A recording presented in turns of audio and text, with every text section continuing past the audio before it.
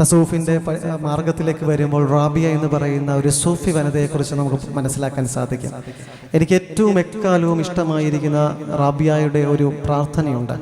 അവരിങ്ങനെയാണ് പ്രാർത്ഥിച്ചിരുന്നത്: ദൈവമേ, ഞാൻ എൻ്റെ നന്മകൾക്ക് വേണ്ടി, എൻ്റെ സ്വാർത്ഥമായ ഇച്ഛയ്ക്ക് വേണ്ടി ആണ് നിന്നോട് ഇരക്കുന്നത് എങ്കിൽ നീ എൻ്റെ പ്രാർത്ഥന കേൾക്കരുത്.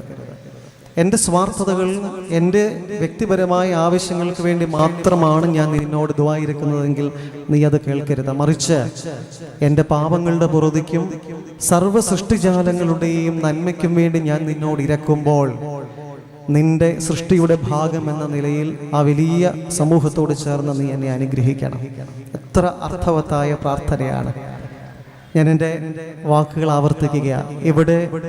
ഇവിടെ ബാങ്ക് മുഴങ്ങുമ്പോൾ, ഇവിടെ ദിക്റുകളും ദുആകളും ഉയരുമ്പോൾ അത് സർവ്വ ജനതകൾക്കും വേണ്ടിയിട്ടുള്ള ഒരു പ്രാർത്ഥനയായി, മന്ത്രോച്ചാരണമായി അത് വായുവിൽ ഉയരണം.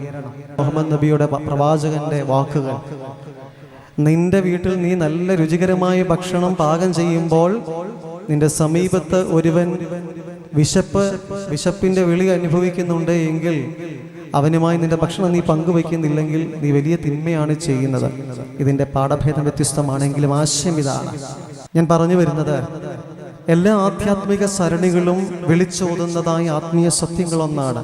മനുഷ്യനെ മനുഷ്യനായി കാണുവാനും മാനവസേവ മാധവസേവയായി കാണുവാനും പ്രാപ്തമായ ഒരു വിശ്വാസ പാരമ്പര്യം, ആധ്യാത്മിക കാഴ്ചപ്പാടാണ് നമ്മൾ രൂപീകരിക്കേണ്ടത്. ഈ സമയത്താണ് പ്രവാചകന്റെ ഒരു ജീവിതത്തിൽ സംഭവിച്ചതായ ഒരു സംഭവകഥ ഞാൻ ഓർത്തെടുക്കാൻ ആഗ്രഹിക്കുന്നത്. ഇസ്ലാമിക് സ്റ്റേറ്റ് രൂപീകരിച്ച് ഭരണമെല്ലാം പിടിച്ചെടുക്കുമ്പോൾ പ്രവാചകനോട് വന്ന അനുചരന്മാർ ചോദിക്കുന്നുണ്ട്: അല്ലയോ നബിയെ, അവിശ്വാസികളെ കുറിച്ച്, അമുസ്ലിമുകളെ കുറിച്ചുള്ളതായ നമ്മുടെ സമീപനം എങ്ങനെയായിരിക്കണം? പ്രവാചകൻ പറയുന്നുണ്ട്: അമിതമായി അവരെ പീഡിപ്പിക്കുകയോ അവരിൽ നിന്ന് അമിതമായി നികുതി പിരിക്കുകയോ ചെയ്യുന്നവൻ, അവരെ ദിമ്മികളെന്നാണ് സംബോധന ചെയ്തിരിക്കുന്നത്. അവരെ അമിതമായി പീഡിപ്പിക്കുകയോ അവരിൽ നിന്ന് അമിതമായി നികുതി ചുമത്തുകയോ ചെയ്യുന്നവൻ എൻ്റെ മാർഗത്തിലുള്ളവനല്ല. ഇവിടെ ഇസ്ലാമിൻ്റെ ചിന്താധാരയിലായിരിക്കുന്ന പ്രിയപ്പെട്ടവർ ഓർക്കണം, അമുസ്ലിമുകളോടുള്ള നിങ്ങളുടെ സമീപനം എന്താണ്? അമുസ്ലിമുകളോടുള്ളതായ നിങ്ങളുടെ സമീപനം എങ്ങനെയായിരിക്കണമെന്നാണ് പ്രവാചകൻ പഠിപ്പിച്ചിരിക്കുന്നത്. നിന്റെ അയൽപക്കത്ത് ഒരുവൻ ഭക്ഷണമില്ലാതെ വിലയുന്നുവെങ്കിൽ, നിന്റെ വീട്ടിൽ മേൽത്തരമായ ഭക്ഷണമുണ്ടെങ്കിൽ നീ അവനുമായി പങ്കുവയ്ക്കണം. പങ്കുവയ്പ്പിൻ്റെയും പ്രാർത്ഥനയുടെയും പരിത്യാഗത്തിൻ്റെയും നോമ്പിൻ്റെയും ഉപവാസത്തിൻ്റെയും ഒരു ചിന്താധാരയാണ്, ആധ്യാത്മിക ധാരയാണ് ഇസ്ലാം. ഈ സമയത്ത് അനുയോജ്യമായിട്ടുള്ള ഒരു പാട്ട്, മാപ്പിളപ്പാട്ടെന്ന് പറയുമ്പോൾ മാനവികമായ ഒരുപാട് വിഷയങ്ങൾ അതിൻ്റെ പ്രമേയമായിട്ടുണ്ട്. ഈ നാടിന് പറ്റിയൊരു പാട്ട് തന്നെ പാടാൻ ഞാൻ ആഗ്രഹിക്കുക. സുന്ദര സുരഭില സുമംഗള വിരിയണ സുവർഗത്തിൻ സുഖമുള്ള നാട്, ഹിന്ദുവും മുസൽമാനും ക്രിസ്ത്യനും ഒരുപോലെ ഒരുമയിൽ കഴിയണ വീട്. സുന്ദര സുരഭില സുമംഗള വിരിയണ സുവർഗത്തിൻ സുഖമുള്ള നാട്, ഹിന്ദുവും മുസൽമാനും ക്രിസ്ത്യനും ഒരുപോലെ ഒരുമയിൽ കഴിയണ വീട്. ചർച്ചിലെ മണിയടി ശംഖോലിയിൽ ചേരുന്നു, മസ്ജിദിൻ ബാങ്കോലി മന്ത്രധ്വനിയായി മാറുന്നു. ഓങ്കാരവും ഓശാനയും തക്ബീറും ചേരുന്നു. ക്രിസ്തുമസും ഈദും വിഷുവും ആനന്ദമേകുന്ന പൂങ്കാവ്, പാരിനടുവിലുടയൊണ്ണട്ടൊരു പൂങ്കാവ്, പല പല വർണ്ണങ്ങൾ വിരിയണ പൂങ്കാവ്, പല കിളിക്കൂജനമൊഴുകും തേന്മാവ്, നമ്മൾ ഭാരതത്തിൻ ആത്മാവ്. സുന്ദര സുരഭില സുമങ്ങൾ വിരിയണ സുവർഗത്തിൻ സുഖമുള്ള നാട്, ഹിന്ദുവും മുസൽമാനും ക്രിസ്ത്യനും ഒരുപോലെ ഒരുമയിൽ കഴിയണ വീട്. ഞാൻ കയറി നിൽക്കുമ്പോൾ പാട്ട് പാടും എന്നുള്ള ഒരു ചിന്ത ഇവിടെ എന്നെ കേൾക്കുന്ന സഹോദരി സഹോദരന്മാരുടെ മനസ്സുകളിൽ ഉണ്ടാവും.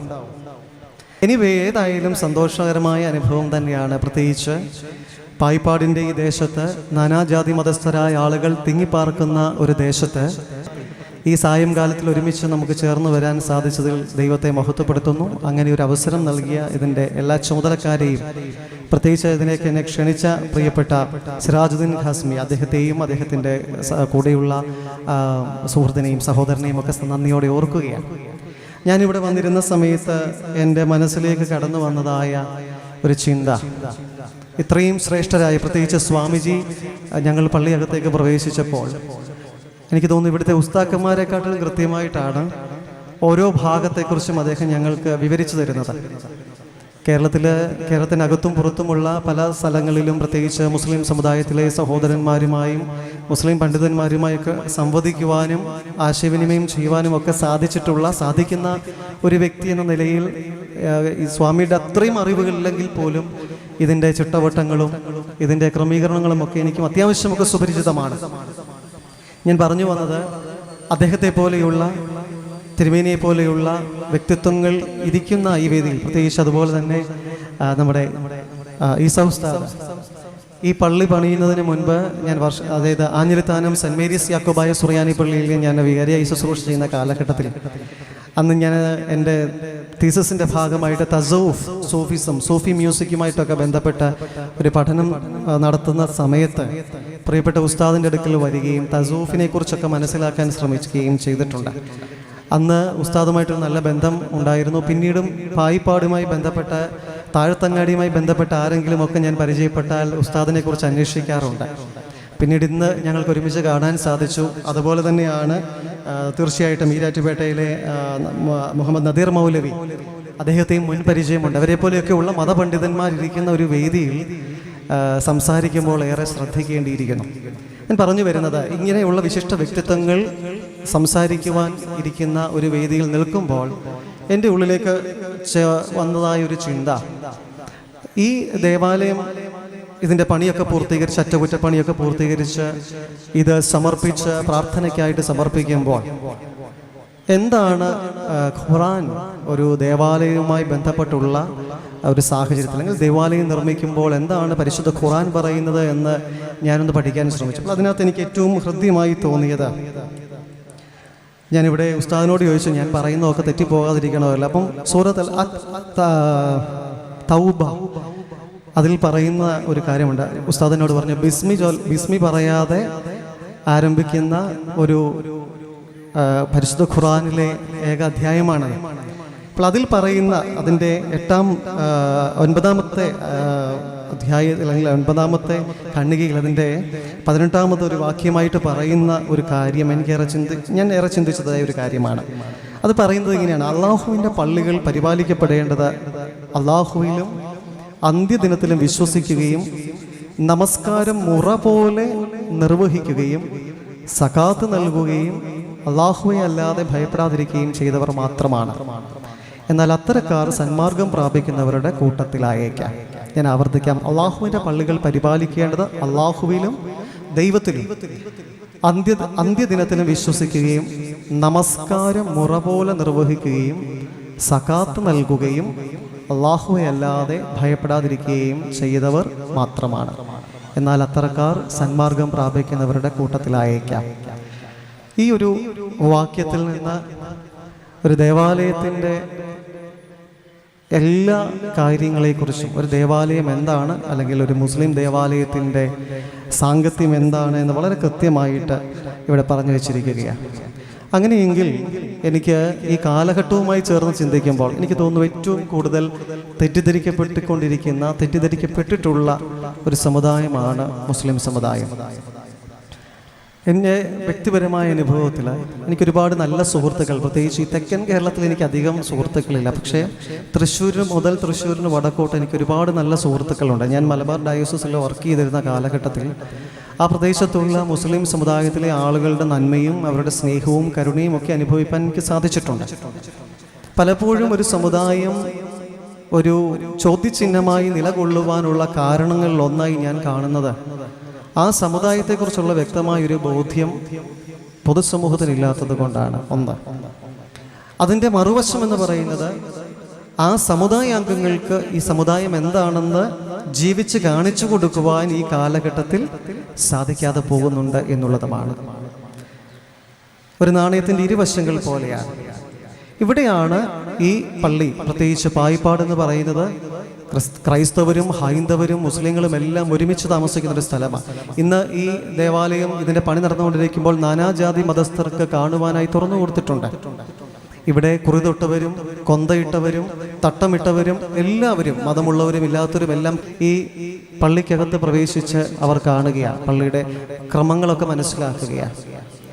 ഈ ക്രമങ്ങളൊക്കെ മനസ്സിലാക്കിയിട്ടും ഇങ്ങനെയുള്ള സാഹചര്യങ്ങളും സ്വാതന്ത്ര്യങ്ങളും ഒക്കെ കൊടുക്കുമ്പോഴും എവിടെയൊക്കെയോ മനുഷ്യൻ്റെ മനസ്സുകളിൽ ഈ സമുദായത്തെക്കുറിച്ച് പല സന്ദർഭങ്ങളിലും തെറ്റിദ്ധാരണകളുണ്ട്. സാധാരണക്കാരുടെ ജീവിതത്തിലേക്ക് വരുമ്പോൾ എൻ്റെ നേരനുഭവം എന്ന് പറയുന്നത്, എനിക്ക് തോന്നുന്നു, ഞാനിവിടെ ചോദിച്ചു, ഇവിടെ ഫ്ലെക്സിൽ എവിടെയോ കണ്ടു, വളരെ പ്രസിദ്ധനായ പ്രഭാഷകൻ, ഏറെ സ്നേഹബഹുമാനപ്പെട്ട, എന്നെ ഒരു സഹോദരനെ പോലെ സ്നേഹിക്കുന്ന, ഞാനൊരു ജ്യേഷ്ഠനെ പോലെ സ്നേഹിക്കുന്ന കബീർ ബാക്കവി അവർ പല സന്ദർഭങ്ങളിലും ഞങ്ങൾക്കൊക്കെ ഒരുമിച്ച് സ്നേഹം പങ്കുവയ്ക്കുവാനും കൂട്ടായ്മ ആചരിക്കാനും ഒക്കെ സാധിച്ചിട്ടുണ്ട്. ഏറ്റവും അടുത്ത കാലത്ത് ഒരു സംഭവം ഞാൻ പറയാം. ഉസ്താദിൻ്റെ ഒരു സ്ഥാപനത്തിൻ്റെ ഉദ്ഘാടനവുമായി ബന്ധപ്പെട്ട് പോയപ്പോൾ ഉസ്താദ് ഒരു നല്ല കോട്ടൊക്കെ ഇട്ടിങ്ങനെ നിൽക്കുക. അപ്പം ഞാൻ പറഞ്ഞു, ഇപ്പോൾ നിങ്ങളെ ഒന്നുകൂടി ഒരു വളരെ മൊഞ്ചനായിട്ടുണ്ട്, ഒരു നിക്കാഹിന് കൂടെ ഉള്ള ഒരു നിക്കാഹിൻ്റെ പുയ്യാപ്പിളെ പോലെയുണ്ട്. ഉസ്താദ് വളരെ ഭയങ്കരമായിട്ട് ചിരിച്ചിട്ട് എന്നോട് ചോദിച്ചു, ഇത് ഇഷ്ടപ്പെട്ടു എന്ന് തോന്നുന്നു. ഞാൻ പറഞ്ഞു തീർച്ചയായിട്ടും, കാരണം നല്ലൊരു കോട്ടാണ്. അപ്പം എന്നോട് പറഞ്ഞു, അളവ് പറഞ്ഞാൽ മതി, ഞാൻ ദുബായിൽ പോയിട്ടാണ് തയ്പ്പിക്കാറ്, ഇനി പോയി വരുമ്പോൾ തീർച്ചയായിട്ടും തയ്പ്പിച്ചു കൊണ്ടുവരാം. അദ്ദേഹം ഈ അടുത്ത കാലത്ത് UAE പോയി. അദ്ദേഹത്തിൻ്റെയും എൻ്റെ ഒരു സുഹൃത്തായ അസീസ് എന്ന് പറയുന്നൊരു സഹോദരനോട് ഒരുപാട് ആ കടയൊക്കെ അന്വേഷിച്ച് പോയി. പക്ഷേ ആ കട പൂട്ടിപ്പോയി. ഉസ്താദ് അവിടെ നിന്ന് എന്നെ വിളിച്ചിട്ട് പറഞ്ഞു, എനിക്ക് ഒത്തിരി വിഷമമുണ്ട്, എനിക്ക് ഈ പ്രാവശ്യം അത് ചെയ്യാൻ സാധിച്ചില്ല എന്നുള്ളത്. പറഞ്ഞു വരുന്നത്, ഇതെനിക്കൊരു നന്മ ചെയ്തു എന്നുള്ളത് കൊണ്ടല്ല, അല്ലെങ്കിൽ എന്നെ പ്രത്യേകിച്ച് കരുതുന്നത് കൊണ്ടല്ല. അദ്ദേഹം ഒരുപാട് ആളുകളെ കരുതുന്നത് എനിക്ക് മനസ്സിലാക്കിയിട്ടുള്ള ഒരാളാണ്. അതുപോലെ തന്നെയാണ് മലബാറിലുള്ള പല വീടുകളിലും ജാതിയോ മതമോ വർഗമോ വർണ്ണമോ ഒന്നും നോക്കാതെ മനുഷ്യനെ മനുഷ്യനായി കാണുന്ന ഒരു വലിയ ഒരു മാനവികതയുടെ തലം കാത്തു സൂക്ഷിക്കുന്ന ഒരു സമുദായം കൂടിയാണ് ഇസ്ലാം സമുദായം, മുസ്ലിം സമുദായം എന്ന് പറയുന്നത്. അപ്പോൾ അങ്ങനെയുള്ള ഒരു സമുദായത്തിൻ്റെ ഒരു ദേവാലയം പണി കഴിപ്പിച്ച് അതിൻ്റെ ഒരു ഉദ്ഘാടന വേദിയിൽ നിൽക്കുമ്പോൾ തീർച്ചയായിട്ടും ഈ പഞ്ചശീലങ്ങൾ അല്ലെങ്കിൽ 5 കാര്യങ്ങളാണല്ലോ ഇസ്ലാമിനെ അല്ലെങ്കിൽ ഇസ്ലാമിൻ്റെ ജീവിതത്തിൻ്റെ ഭാഗമായിരിക്കുന്നത്, വിശ്വാസത്തിൻ്റെ അടിസ്ഥാനം എന്ന് പറയുന്നത്. അത് പ്രൊഫഷൻ ഓഫ് ഫെയ്ത്ത്, വിശ്വാസത്തെക്കുറിച്ചുള്ള പ്രകീർത്തനവും അതുപോലെ തന്നെ പ്രാർത്ഥനയും സകാത്തും ഉപവാസവും ഹജ്ജും ഒക്കെയുള്ളതായ ഈ 5 കാര്യങ്ങളിൽ നിബന്ധിതമായിരിക്കുന്ന, ക്രമീകരിക്കപ്പെട്ടിരിക്കുന്ന ഈ ഒരു സമുദായത്തിൻ്റെ മുന്നോട്ടുള്ള യാത്ര, പ്രത്യേകിച്ച് ഈ പായിപ്പാട് പ്രദേശത്തുള്ള ആളുകൾ ഈ ഇസ്ലാമിൻ്റെ വിശ്വാസധാരയിൽ നിൽക്കുമ്പോൾ എനിക്ക് നിങ്ങളോട് പറയാനുള്ളൊരു കാര്യം, വിശ്വാസം പ്രകീർത്തിക്കപ്പെടുമ്പോൾ, ദൈവത്തിലുള്ള വിശ്വാസം പ്രൊഫസ് ചെയ്യുമ്പോൾ, പ്രകീർത്തിക്കുമ്പോൾ, ആ പ്രകീർത്തനത്തിൽ സമൂഹത്തെ ചേർത്ത് നിർത്തുവാനുള്ള ഒരു വലിയ ഉത്തരവാദിത്വം വിശ്വാസികൾക്കുണ്ട്. തസൂഫിൻ്റെ മാർഗത്തിലേക്ക് വരുമ്പോൾ റാബിയ എന്ന് പറയുന്ന ഒരു സൂഫി വനിതയെക്കുറിച്ച് നമുക്ക് മനസ്സിലാക്കാൻ സാധിക്കും. എനിക്ക് ഏറ്റവും എക്കാലവും ഇഷ്ടമായിരിക്കുന്ന റാബിയയുടെ ഒരു പ്രാർത്ഥനയുണ്ട്. അവരിങ്ങനെയാണ് പ്രാർത്ഥിച്ചിരുന്നത്, ദൈവമേ, ഞാൻ എൻ്റെ നന്മകൾക്ക് വേണ്ടി, എൻ്റെ സ്വാർത്ഥമായ ഇച്ഛയ്ക്ക് വേണ്ടി ആണ് നിന്നോട് ഇരക്കുന്നത് എങ്കിൽ നീ എൻ്റെ പ്രാർത്ഥന കേൾക്കരുത്. എൻ്റെ സ്വാർത്ഥതകൾ, എൻ്റെ വ്യക്തിപരമായ ആവശ്യങ്ങൾക്ക് വേണ്ടി മാത്രമാണ് ഞാൻ നിന്നോട് ദുആ ഇരക്കുന്നതെങ്കിൽ നീ അത് കേൾക്കരുത്. മറിച്ച് എൻ്റെ പാപങ്ങളുടെ പുറതിക്കും സർവ്വ സൃഷ്ടിജാലങ്ങളുടെയും നന്മയ്ക്കും വേണ്ടി ഞാൻ നിന്നോട് ഇരക്കുമ്പോൾ നിന്റെ സൃഷ്ടിയുടെ ഭാഗം എന്ന നിലയിൽ ആ വലിയ സമൂഹത്തോട് ചേർന്ന് നീ എന്നെ അനുഗ്രഹിക്കണം. എത്ര അർത്ഥവത്തായ പ്രാർത്ഥനയാണ്. ഞാൻ എൻ്റെ വാക്കുകൾ ആവർത്തിക്കുകയാണ്. ഇവിടെ ബാങ്ക് മുഴങ്ങുമ്പോൾ, ഇവിടെ ദിക്റുകളും ദുആകളും ഉയരുമ്പോൾ അത് സർവ്വ ജനതകൾക്കും വേണ്ടിയിട്ടുള്ള ഒരു പ്രാർത്ഥനയായി, മന്ത്രോച്ചാരണമായി അത് വായുവിൽ ഉയരണം, പടർന്നു പോകണം അന്തരീക്ഷത്തിൽ. രണ്ടാമതായി, തീർച്ചയായും ഇവിടെ പ്രാർത്ഥനകൾ നിർവഹിക്കപ്പെടുമ്പോൾ പ്രാർത്ഥനയിൽ വിശുദ്ധ ബൈബിളിൽ പറയുന്നുണ്ട്, പ്രവൃത്തിയില്ലാത്ത വിശ്വാസം വ്യർത്ഥമാണ്, നിർജീവമാണ്. വിശുദ്ധ ബൈബിളിൽ പർവ്വത പ്രസംഗത്തിൽ യേശുതമ്പുരാൻ പറയുന്ന ഒരു കാര്യമുണ്ട്, ഹൃദയശുദ്ധിയുള്ളവർ ഭാഗ്യവാന്മാർ, അവർ ദൈവത്തെ കാണും. ബൈബിളിൽ എനിക്ക് ഏറ്റവും ഇഷ്ടമുള്ള വാക്യങ്ങളിലൊന്നാണ്, ഹൃദയശുദ്ധിയുള്ളവർ ഭാഗ്യവാന്മാർ, അവർ ദൈവത്തെ കാണും. വിശ്വാസം പ്രകീർത്തിക്കുമ്പോൾ, അത് പ്രാർത്ഥനയായി മാറുമ്പോൾ, ആ പ്രാർത്ഥന തീർച്ചയായും ഹൃദയശുദ്ധിയിൽ നിന്ന് ആവണം. അതിലേക്കാണ് ഞാൻ വരുന്നത്. കേവലം നമസ്കാരങ്ങൾ 5 നേരം നമസ്കരിക്കുന്നു. പണ്ഡിതന്മാർ പറയുന്നുണ്ട്, സുറിയാനിക്കാരായ ഞങ്ങളെ സംബന്ധിച്ചിടത്തോളം ഞങ്ങൾക്ക് 7 യാമമാണ് നമസ്കാരം. അത് രാജാവും നബിയുമായ ദാവീദ് തൻ്റെ സങ്കീർത്തനങ്ങളിൽ പറഞ്ഞുകൊണ്ട്, ഞാൻ ദിവസത്തിൽ 7 വട്ടം ദൈവത്തെ സ്തുതിച്ചു. യഹൂദ ആരാധനയും ക്രൈസ്തവ ആരാധനയും ഒക്കെ പഠിച്ചു വരുമ്പോൾ 7 യാമങ്ങളിലുള്ള നമസ്കാരം, കുമ്പിട്ടുള്ള നമസ്കാരമാണ് സുറിയാനിക്കാർക്കുള്ളത്. പലപ്പോഴും നിങ്ങൾ എത്ര പേർക്ക് അതറിയാമെന്ന് എനിക്കറിയില്ല. ഞങ്ങൾക്കും സുജൂദൊക്കെ ഉണ്ട്. സുജൂദ് എന്ന് പറയുമ്പോൾ സഗത്തോ എന്ന് പറയുന്ന സുറിയാനി പദമുണ്ട്. സ്ഗേദ് എന്നാണ് അതിൻ്റെ ക്രിയാധാതു. സ്ഗേദ്, നമസ്കരിക്കുക, സാഷ്ടാംഗം പ്രണമിക്കുക. ഈ സുറിയാനി ഭാഷയിൽ ഗാമലിൻ്റെ അടിയിൽ ഒരു വരയിട്ടാൽ അത് ജായായിട്ടാണ് പ്രൊനൗൺസ് ചെയ്യേണ്ടത്, അതിൻ്റെ വ്യാകരണ നിയമം അനുസരിച്ച്. അപ്പോൾ ഞാൻ പണ്ഡിതന്മാരോട് ചോദിച്ചിട്ടുണ്ട്, ഈ സുജൂദ്, വന്ദനം, സാഷ്ടാംഗ പ്രണാമം, കുമ്പിട്ടുള്ള നമസ്കാരം സുറിയാനിക്കാർക്കുണ്ട്. 7 യാമങ്ങളിലാണ് ഞങ്ങൾ പ്രാർത്ഥിക്കേണ്ടത്. അത് 5ആയും 3ആയും ഒക്കെ ഈ കാലഘട്ടത്തിൻ്റെ ആവശ്യങ്ങൾക്കനുസരിച്ച് വിശ്വാസികൾക്ക് സഭ അത് കൽപ്പിച്ചു കൊടുത്തിട്ടുണ്ട്, അതിൻ്റെ അയവുകളും ഒഴിവുകളുമൊക്കെ. ഞാൻ പറഞ്ഞു വരുന്നത്, ഇസ്ലാമിലും 5 നമസ്കാരം നിർബന്ധമായും 2 എണ്ണം സുന്നത്തായും നിർവഹിക്കാൻ പറഞ്ഞിട്ടുണ്ട് എന്ന് ഞാൻ വായിച്ചതും പല പണ്ഡിതന്മാരിൽ നിന്ന് കേട്ടെടുക്കുന്നതും ഈ സമയത്ത് ഓർമ്മിപ്പിക്കുമ്പോൾ, നമസ്കരിക്കുമ്പോൾ, വിശ്വാസം പ്രകീർത്തിക്കുമ്പോൾ, പ്രാർത്ഥിക്കുമ്പോൾ ഇത് കേവലം ഒരു ആചാരമായി അനുഷ്ഠാനമായി തീരാതെ മറിച്ച് ദൈവത്തെ പ്രകീർത്തിക്കുകയും സൃഷ്ടിയോട് കരുണ കാണിക്കുകയും ചെയ്യുവാൻ സാധ്യമാവണം. പ്രാർത്ഥന യഥാർത്ഥമാകുമ്പോഴാണ് സക്കാത്ത് പൂർണ്ണമാവുക. പ്രാർത്ഥനയുടെ ബഹിർസ്ഫുരണമാണ്, ഒരു വ്യക്തിയുടെ പ്രാർത്ഥനയുടെ പ്രതിഫലനമാണ് അവൻ നൽകുന്ന സകാത്ത് എന്ന് പറയുന്നത്. എത്ര കണക്റ്റഡ് ആണെന്ന് ആലോചിച്ച് നോക്കി. ഇസ്ലാമിൻ്റെ ഈ വിശ്വാസധാരയിൽ പറഞ്ഞിരിക്കുന്ന കാര്യങ്ങൾ, പ്രൊഫഷൻ ഓഫ് ഫെയ്ത്ത്, വിശ്വാസം ഏറ്റുപറയുകയാണ്, കലിമ ചൊല്ലുക എന്ന് പറയുന്ന അനുഭവം. 2ാമതായി നിസ്കരിക്കുക, നമസ്കരിക്കുക, പ്രാർത്ഥിക്കുക. 3 സകാത്ത് നൽകുക. കൃത്യമായി സക്കാത്ത് നൽകാൻ ഒരു വ്യക്തിക്ക് സാധിക്കണമെങ്കിൽ അവൻ്റെ ഉള്ളിൽ ഒരു ദൈവാവബോധം തീർച്ചയായിട്ടും ഉണ്ടാവണം. ഞാൻ ഈ സമയത്ത് പറയാൻ ആഗ്രഹിക്കുക, ഈ കഴിഞ്ഞ പെരുന്നാളിൽ എൻ്റെ 3 സുഹൃത്തുക്കൾ, ഞാൻ താമസിക്കുന്നത് ഇവിടെ മല്ലപ്പള്ളി അടുത്തുള്ള ആനിക്കാട് എന്ന് പറയുന്ന ഒരു ഗ്രാമത്തിലാണ്.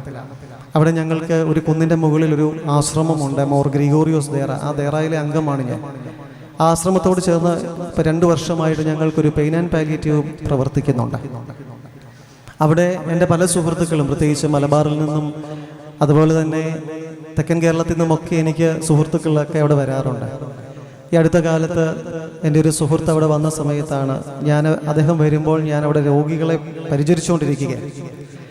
കുറേ നേരം അദ്ദേഹം നോക്കി നിന്നിട്ട് എന്നോട് പറഞ്ഞു, ഫാദർ, പലപ്പോഴും സ്വന്തം മാതാപിതാക്കന്മാരുടെ മലമൂത്രം എടുക്കുവാൻ, വിസർജ്യങ്ങൾ എടുക്കുവാൻ മക്കൾക്ക് പോലും ബുദ്ധിമുട്ടാണ്.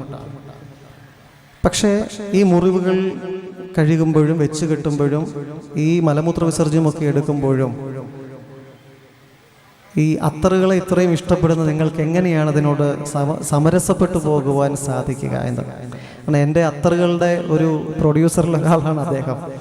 കാരണം ഞാൻ ഏറ്റവും ഇഷ്ടപ്പെടുന്നൊരു കാര്യമാണ് അത്തറുകൾ.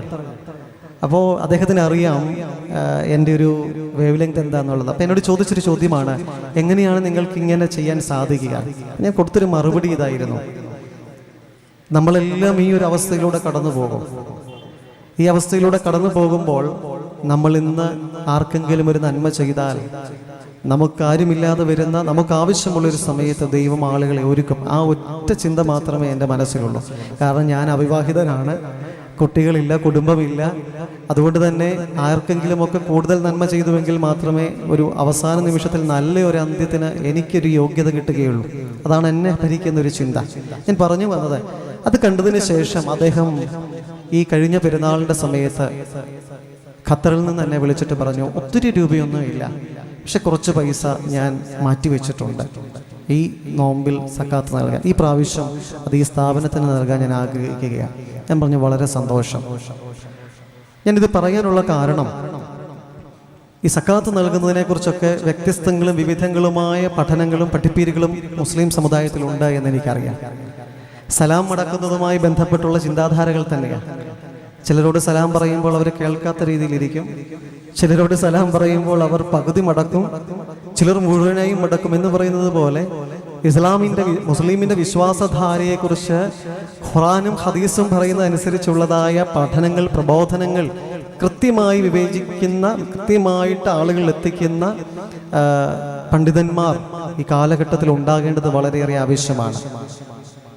പ്രാർത്ഥനയുടെ ബഹിർസ്ഫുരണമാണ്, പ്രാർത്ഥനയുടെ പ്രതിഫലനമാണ് ഒരുവന്റെ ദാനധർമ്മം എന്ന് പറയുന്നത്. ബൈബിളിലെ എനിക്കിഷ്ടമുള്ള, വീണ്ടും ഞാൻ ബൈബിളുമായിട്ട് ഇതിനെ കണക്ട് ചെയ്യാൻ ആഗ്രഹിക്കുകയാണ്. നിന്നെപ്പോലെ തന്നെ നിന്റെ അയൽക്കാരനെയും സ്നേഹിക്കണമെന്ന് യെശയ്യാ തമ്പുരാൻ പഠിപ്പിച്ചിരിക്കുകയാണ്.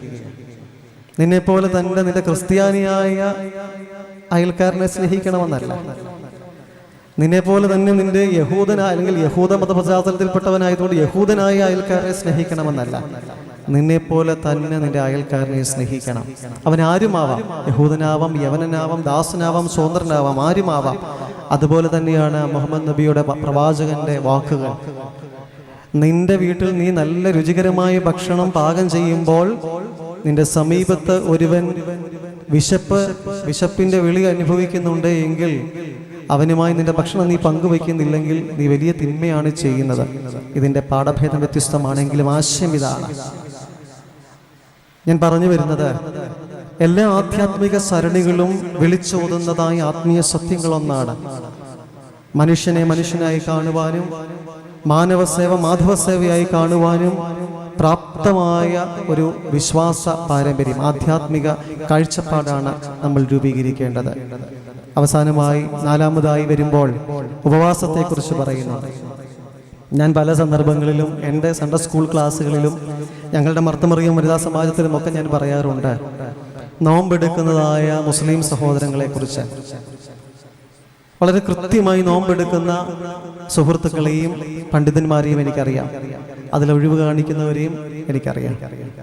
പക്ഷേ ശരിയായി ഉപവാസം അനുഷ്ഠിക്കുന്നവന് ലഭിക്കുന്നത്, ഞങ്ങളുടെ നോമ്പിന്റെ പ്രാർത്ഥനയിൽ പറയുന്നുണ്ട്, ഒരുവൻ ഉപവസിക്കുമ്പോൾ യഥാർത്ഥമായി ഉപവസിക്കുന്നവൻ സ്വർഗത്തിലാകുന്നു, അവന്റെ മുഖം മാലാഖമാരെ പോലെ തിളങ്ങുന്നു എന്നാണ് സഭാപിതാവായ അഫ്രീമിന്റെയും സെറൂഗിലെ മുറി യാക്കൂബിന്റെയും ഒക്കെ മെമ്മറാകളിലൂടെ അവർ പറഞ്ഞു വെച്ചിരിക്കുന്നത്.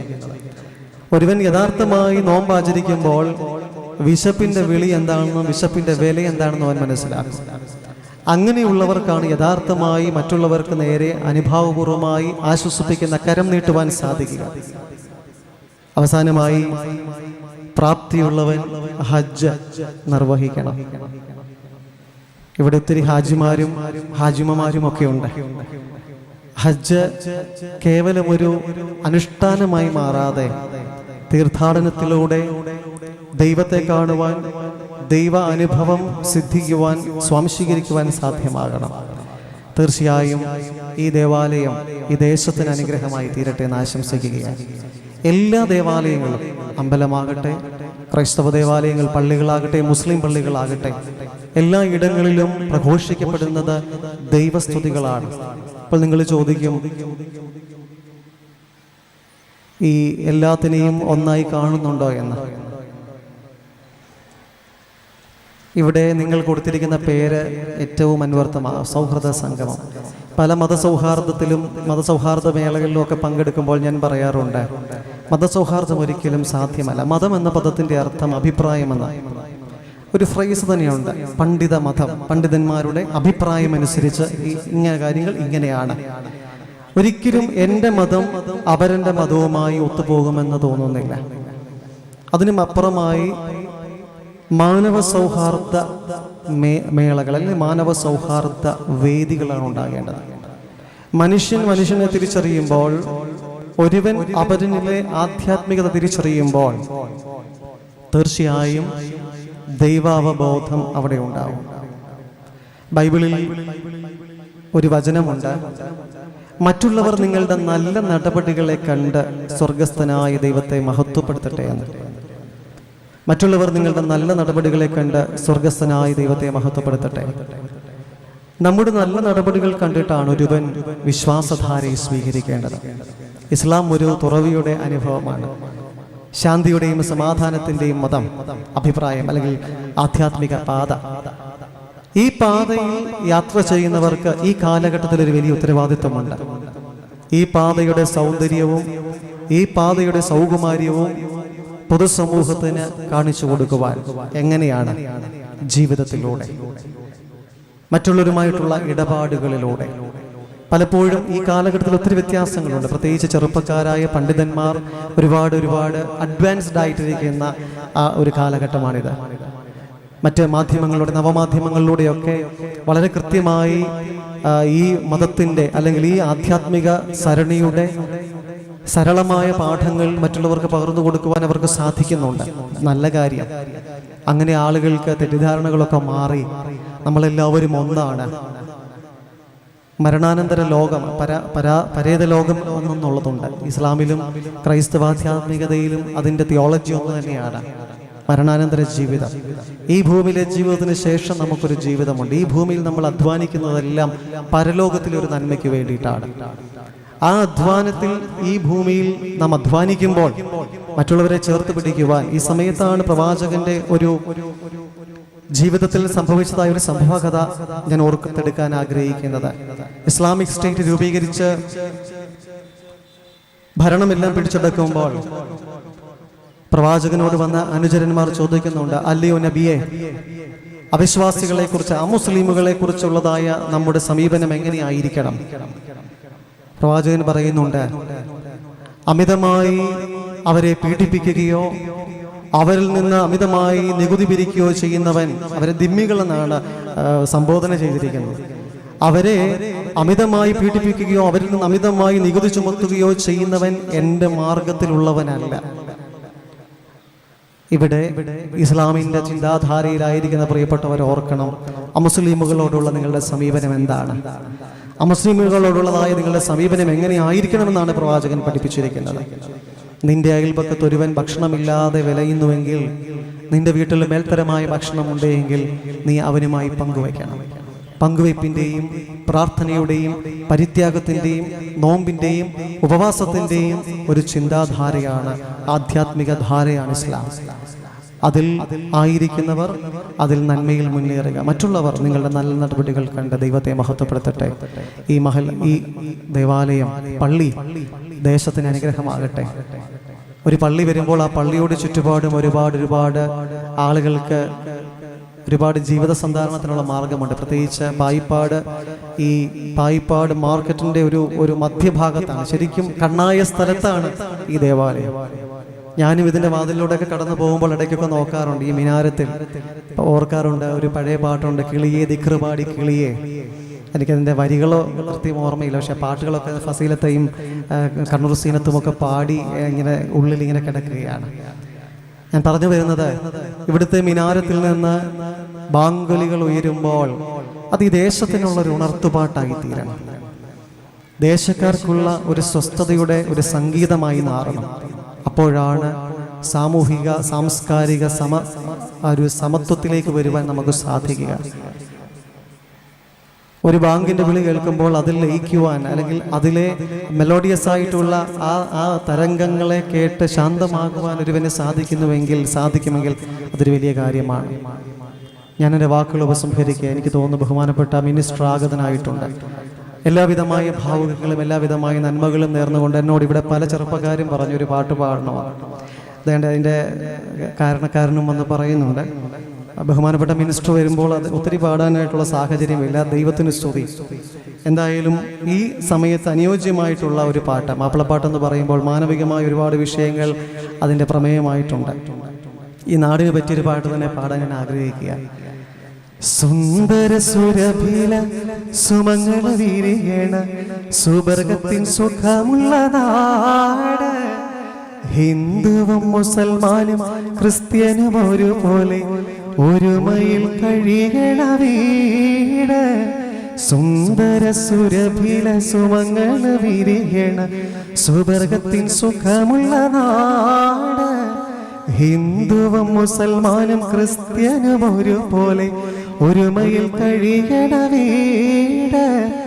ചർച്ചിലെ മണിയടി ശങ്കൊലിയിൽ ചേരുന്നു, മസ്ജിദിൻ ബാങ്കൊലി മന്ത്രധ്വനിയായി മാറുന്നു.